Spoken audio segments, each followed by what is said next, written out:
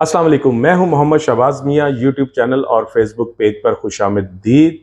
पाकिस्तान तहरीक के इंसाफ के चेयरमैन इमरान खान ने हुक्मरानों की नींदें हराम कर दी हैं। तजर्बाकार सियासतदान बंद गली में दाखिल हो गए हैं, जबकि मुल्क के अंदर जो लड़ाई है आइन और कानून की बालादस्ती के हवाले से वो अपने फाइनल राउंड में दाखिल हो गई है। और पीडीएम के अंदर इस तरह फूट पड़ी है कि जो मुख्तलिफुल ख्याल जमातों का एक मजमुआ था वो आपस में ही उलझ पड़ा है।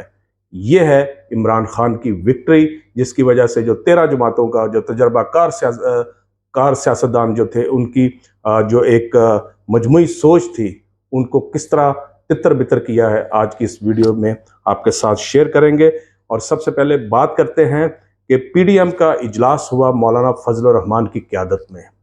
उसमें मौलाना फजल रहमान ने जो खूब जो है ना, वो कहते हैं ना, मुंह से आग निकालना, वो खूब आग निकाली जो इमरान खान के खिलाफ, पाकिस्तान तहरीक इंसाफ के खिलाफ, और इसके साथ साथ हुकूमत पर को भी जो है खासा टफ टाइम दिया, यानी मुस्लिम लीग नवाज को और उनकी क़यादत को, कि वो बहुत नरमी बरत रहे हैं। हमें मुश्किल बहुत बड़े फैसले लेने चाहिए। और जो अदलिया है, जो अदलिया इमरान खान को जो रिलीफ दे रही है, उनकी ज़मानतें ले रही है, उसके खिलाफ हमें उठ खड़ा होना चाहिए।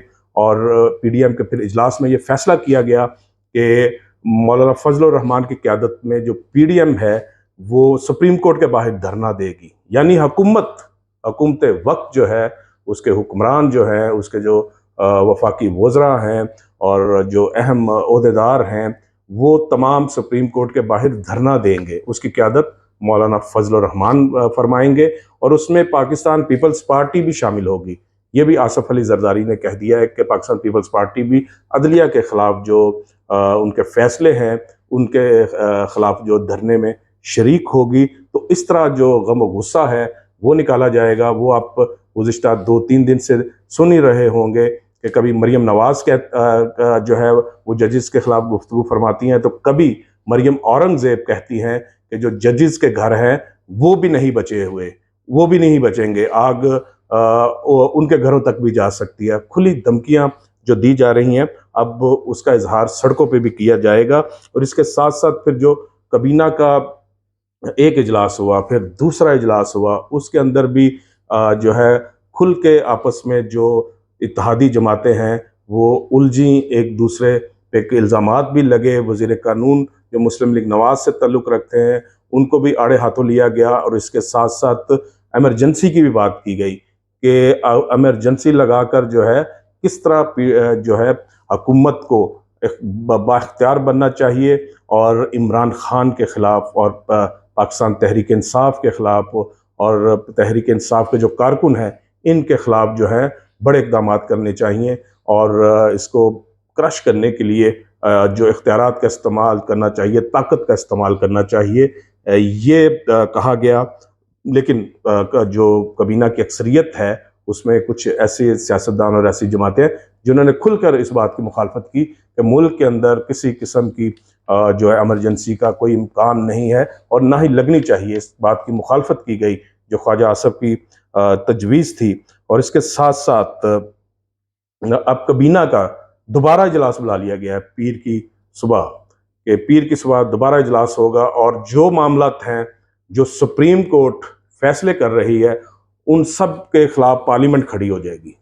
और वो सब चीज़ें जो हैं, यानी कि पार्लियामेंट वर्सेस सुप्रीम कोर्ट, ये अब चलेगा इस मुल्क के अंदर। और पार्लियामेंट अपने मसल्स दिखाएगी और सुप्रीम कोर्ट के खिलाफ खड़ी होगी। और इस मरतबा वज़ीर आज़म और किसी वज़ीर को नाअहल नहीं होने देंगे, क्योंकि आपको ये भी बताएं कि 15 मई को चीफ जस्टिस ऑफ पाकिस्तान की सरबराही में 3 रुकनी बेंच इलेक्शन कमीशन की नजर सानी की जो दरख्वास्त है उसकी समाअत कर रहा है 15 मई को। जो पंजाब के अंदर 14 तारीख को इलेक्शन होना थे उस हवाले से। और ये समाअत बहुत अहम होगी 15 मई की, क्योंकि 14 मई तो गुजर जाएगी और उसमें उस दिन अदालत के हुक्म के मुताबिक कोई पंजाब के अंदर हुकूमत ने इलेक्शन नहीं करवाए। तो उसके बाद फिर अदालत ने यह फैसला करना है क्या हुकूमत वक्त तौहीन अदालत की मुर्तकिब हुई है या नहीं। और अगर तौहीन अदालत की मुर्तकिब हुई है तो वजारत ख़जाना हुई है, वज़ीर ख़जाना हुए हैं, गवर्नर स्टेट बैंक हुए हैं, या फिर चीफ एग्जीक्यूटिव ऑफ पाकिस्तान यानी वज़ीर आज़म शहबाज शरीफ तौहीन अदालत के मुर्तकिब हुए हैं, इस बात का फैसला भी होने जा रहा है। और इसलिए जो ये समाअत है खासी अहम है। इसके साथ साथ जो मियाँ नवाज शरीफ हैं, लंदन में जो वो इलाज करवाने गए और अभी तक उनका इलाज तो नहीं हो सका, वो वहाँ बैठकर जो है वो पाकिस्तान तहरीक इंसाफ इमरान खान के खिलाफ जहर उगल रहे हैं और अपने दुख का इजहार कर रहे हैं।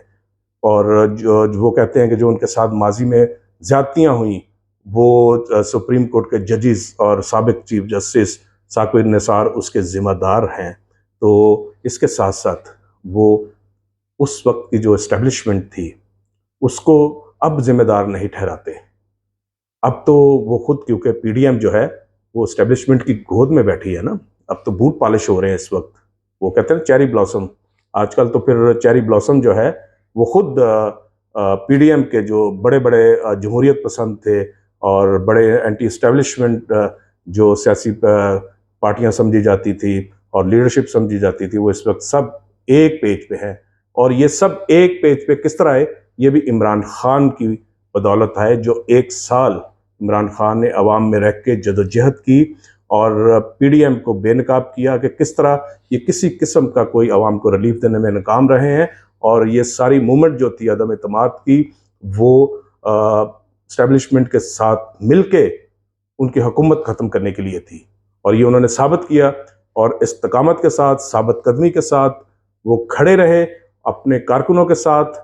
और इस वक्त वो पाकिस्तान के किसी भी गैर जानबदार तज्जियाकार, किसी भी गैर जानब सहाफ़ी से या किसी भी गैर जानबदार जो एनजीओ है उससे ये बात पूछ लें, सर्वे करवा लें कि पाकिस्तान के अंदर इस वक्त मकबूल तरीन जो जमात है क्या वो पीटीआई है, और इस वक्त के जो मकबूल तरीन पाकिस्तान के सियासी रहनुमा हैं क्या वो इमरान खान है या कोई और है।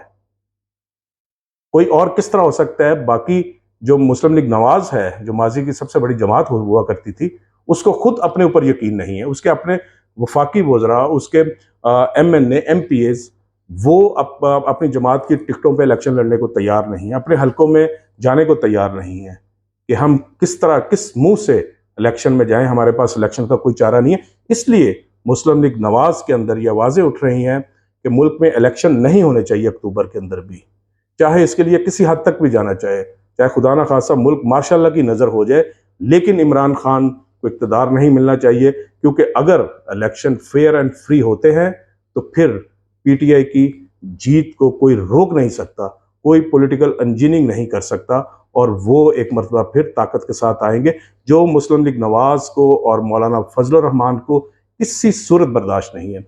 हाँ, इसमें पाकिस्तान पीपल्स पार्टी की फ्लेक्सिबिलिटी है और वो चाहती है कि किसी तरह भी मुल्क के अंदर खुदा न खासा कोई इमरजेंसी या मार्शल की सूरत हाल पैदा हो और मुज़ाकरात के तहत ही कोई मामला हल कर लिए जाए, एक दूसरे को स्पेस दें और आगे बढ़े। ये बहरहाल पाकिस्तान पीपल्स पार्टी का एक विजन है और उनकी कोशिश भी रही है। लेकिन मुस्लिम लीग नवाज और मौलाना फजलुर रहमान तो बज़िद हैं कि कुछ भी हो जाए, अब इक़्तिदार जो है दोबारा इमरान खान को नहीं मिलना चाहिए। तो ये वो गुस्सा, नफरत और ज़िद की सियासत है जो मुस्लिम लीग नवाज और मौलाना फजलुर रहमान इस वक्त कर रहे हैं।